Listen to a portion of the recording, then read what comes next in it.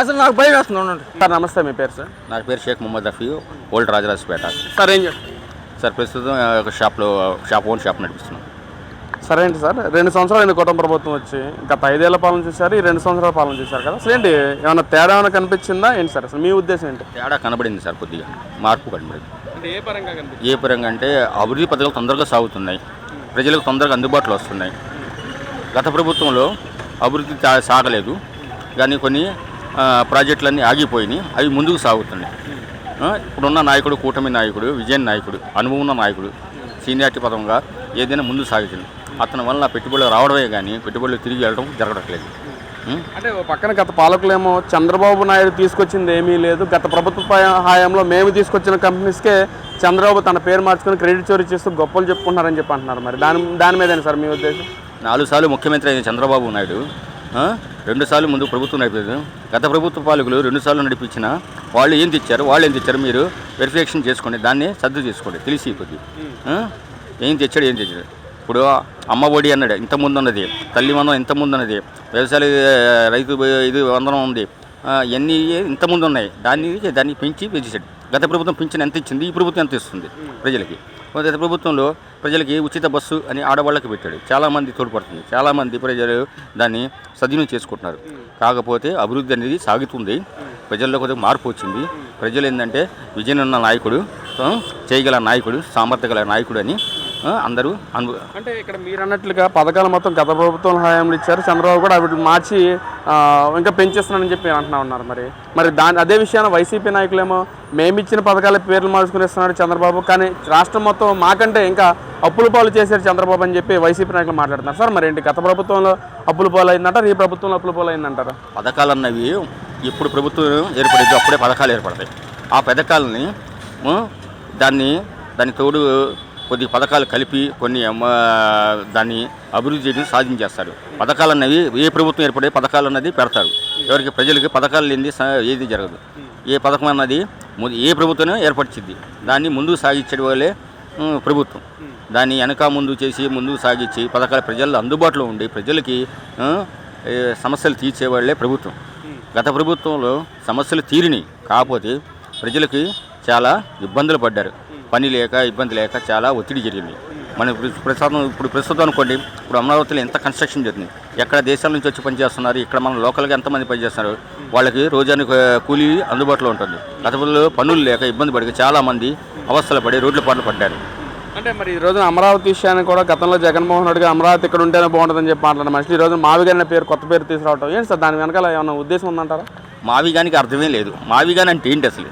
ఇప్పుడు అమరావతి అని చెప్పారు, గతంలో అమరావతి ప్రభుత్వం తర్వాత జగన్మోహన్ రావు గారి ప్రభుత్వం వచ్చింది కదా, 3 రాష్ట్రాలు 3 రాజధానులు అని చెప్పారు. మావిగాని ఏంటి ఇది? మావిగాని అనేది దానికి అర్థమే లేదు. మావిగాని అన్న విషయాన్ని ఏంది? ఇప్పుడు అభివృద్ధి అనేది ఇప్పుడు మన జిల్లాకి ప్రస్తుతం సికింద్రాబాద్, హైదరాబాద్ 2 ఒకటే కలిసిపోయి, గుంటూరు, మళ్ళీ విజయవాడ, మచిలీపట్నం 3 అరౌండింగ్ 50 కిలోమీటర్ల లోపు ఉన్నాయి. 3 ఒక రాజధాని అనుకోండి, 3 అభివృద్ధి జరిగింది. 3 ఎంత లాంగ్లో 1 అవర్ జర్నీలో. కాకపోతే మావిగాని అనేది దానికి అర్థం లేదు. దాని పేరు పెట్టి దాన్ని ఒక ఇది టైటిల్ పెట్టి ఒక సినిమా టైటిల్ పెట్టి దాన్ని ఆడుకుంటున్నారు అంతే సార్. మరి ఇప్పుడు 2 సంవత్సరాలు అయింది కదా, గత పాలకులేమో 2 సంవత్సరాలు అయిపోయింది, కళ్ళు మూసుకుంటున్నాం, 3 సంవత్సరాలుగా అయిపోద్ది, తర్వాత గెలిచేది మనమే అంటున్నారు. మరి ప్రజలు ఏమన్నా మళ్ళీ వైసీపీ పార్టీని గెలిపిస్తారంటారా? ప్రజల్లో ఉన్నది, ప్రజల నాడీలో ఉంది. ప్రజలు ఏమంటే ఇప్పుడు ఈ ప్రభుత్వం చేస్తున్న పథకాలు ఇవన్నీ విషయాలే పట్టుకొని ప్రజల్లోకి అందుబాటులో తీసుకుని ప్రజలకి మనం ముందుకు తీసుకెళ్తే ప్రజలు ఒక మార్పు అనేది తెలుస్తుంది. మార్పు అనేది కావాలి ప్రజల్లో. మార్పు గత ప్రభుత్వం మార్పు చూశారు, ఈ ప్రభుత్వం మార్పు చూశారు. మార్పు అనేది ఉన్నదా లేదా? సార్ నమస్తే అండి.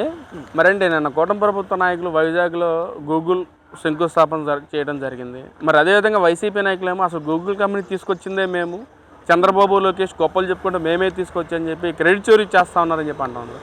అసలు మీ ఉద్దేశం ఏంటి? అసలు గూగుల్ ఎవరి హయాంలో వచ్చింది, అసలు ఎవరు తీసుకొచ్చారంటారు? అసలు జగన్మోహన్ రెడ్డి గారు కానీ గూగుల్ తీసుకొస్తే ఆ వైజాగ్ సెంటర్లో ఎంతమంది ఉద్యోగాలు చేసుకుంటున్నారు, మరి ఎందుకు శంకుస్థాపన చేయలేకపోయారు? దేశానికి స్వతంత్రం తెచ్చింది జగన్మోహన్ రెడ్డి గారే, ప్రజలకు అన్నం కలిపి పెట్టింది జగన్మోహన్ రెడ్డి గారు. నిజం జనం నమ్ముతారండి.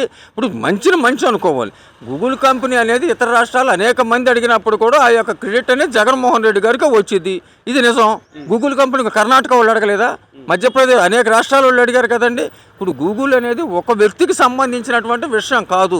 ఈ డేటా అనేది ఆంధ్రప్రదేశ్ అనేక లక్షల మందికి జీవనోపాధి కల్పించాలన్నటువంటి ఉద్దేశంతో నారా లోకేష్ గారు మానవతా దృక్పథం తెచ్చారు, రాజకీయంతో కాదు. దీన్ని మేము తెచ్చామంటే ఈ దేశం మొత్తం కూడా అరేబియా సముద్రంలో పెట్రోల్ తీసేది వైసీపీ పార్టీను, బంగాళాఖాతంలో అల్పపీడనం పడతానికి కూడా వైసీపీ పార్టీనండి. ఏమన్నా మాట్లాడితే అర్థం ఉండాలండి. ఒక్క నిమిషం. అంటే ఇక్కడ మాట్లాడుతున్నారు అసలు లోకేష్ కానీ చంద్రబాబు కానీ ఏమీ చేయలేకపోతున్నారు, అసలు మా ప్రభుత్వంలో మేము వాళ్ళందరితో మాట్లాడి మేమే తీసుకొచ్చామని చెప్పి మాట్లాడుతున్నారు. మరేంటండి ఏమని? అంటే మేమే తీసుకొచ్చాం, మా వల్లే వచ్చింది అని చెప్పి అంటున్నారు. ఏమొచ్చిందంటే వాళ్ళ వల్ల? గూగులా ఏమైనా అథారిటీ ఉందా? మేమే తెచ్చామని చెప్పి గూగుల్ సీఈఓగా సంబంధించినటువంటి వ్యక్తి జగన్మోహన్ రెడ్డి గారు ముఖ్యమంత్రిగా ఉన్నప్పుడే గూగుల్ తెచ్చారని చెప్పి ఏదైనా డేటా ఉంటే ప్రవేశపెట్టమని చెప్పండి. ఏదో మాట్లాడాము చంద్రబాబు నాయుడు గారికి, నారా లోకేష్ గారికి, పవన్ కళ్యాణ్ గారికి క్రెడిట్ పెరుగుతుందన్న ఉద్దేశంతో చెబుతున్నారు. కానీ అంటే అసలు గూగుల్ అన్న పదాన్ని పబ్లిక్ చేసి ప్రజలకు అందుబాటులో తేవాలని ఆంధ్రప్రదేశ్ తీసుకొస్తే ఇది భారతదేశం మొత్తం మీద కూడా జీవనాడి లాంటిది గూగుల్. వైజాగ్లో దాని పేరు వస్తేనే పారిశ్రామికవేత్తలు కూడా పొగిడారు. మేము తీసుకొచ్చామేంటి? పోలవరం ప్రాజెక్టు మేమే తీసుకొచ్చామంటారు, ప్రకాశం బ్యారేజ్ కూడా మేమే కట్టామని చెబుతారు. జనం నమ్మేవాళ్ళు ఉంటారు. అది కరెక్ట్ కాదండి. ఇప్పుడు జగన్మోహన్ రెడ్డి గారు అనే వ్యక్తి కానీ గూగుల్ తెస్తే మరి శంకుస్థాపన ఎన్నెందుకు చేశారు? మీరెళ్ళి వాళ్ళని అడగాలి, మమ్మల్ని కాదు. ప్రజలకి ప్రభుత్వానికి మధ్య సోషల్ మీడియా గూగుల్ అనేది జగన్మోహన్ రెడ్డి గారి నాయకత్వం తీసుకొస్తే వైజాగ్లో నిన్న శంకుస్థాపన ఎందుకు జరిగింది? అనేక మంది పారిశ్రామికవేత్తలు తీసుకెళ్లారు. అది అది అది ఆ గూగుల్ వేరు. ఇక్కడికి వచ్చేటప్పటికి పగలు తిట్టుకొని ఇది కరెక్ట్ కాదు కదా. అది అనేది జీవనోపాధి కల్పించేది.